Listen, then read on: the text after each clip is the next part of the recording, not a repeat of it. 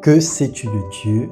Bien-aimé dans le Seigneur, c'est la question que le Seigneur nous pose ce matin par ce message, par le Saint-Esprit.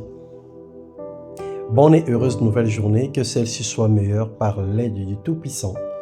Nous remporterons tout défi qui se présenteront devant nous, car notre Dieu est vivant et il a pour nous des projets meilleurs et il combat pour nous toutes sortes de combats. Soyez bénis dans le nom de Jésus-Christ.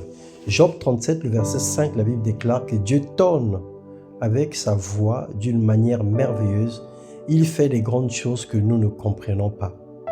Dieu nous aime et il nous appelle pour participer avec son Fils Jésus-Christ au salut de la vie éternelle et à profiter pleinement de la grâce divine qu'il nous accorde.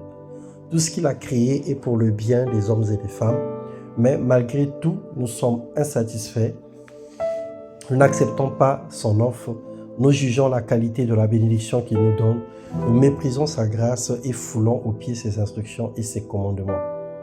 Alors, bien-aimé dans le Seigneur, toi qui m'écoutes ce matin,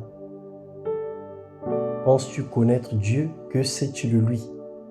Job 37, le verset 23 et 24. Nous ne saurions parvenir jusqu'au Tout-Puissant, grand par la force, par la justice, par le droit souverain. Il ne répond pas. C'est pourquoi les hommes doivent le craindre. Il ne porte les regards sur aucun sage. En réalité, personne ne peut le connaître vraiment, si ce n'est le Saint-Esprit qui lui révèle la puissance et son œuvre en lui. Nous connaissons tous en partie, et sa volonté c'est de cacher les choses aux sages, de cacher les mystères aux humains. C'est par la grâce que nous sommes qualifiés dans la présence de Dieu. C'est par la foi que nous le connaissons.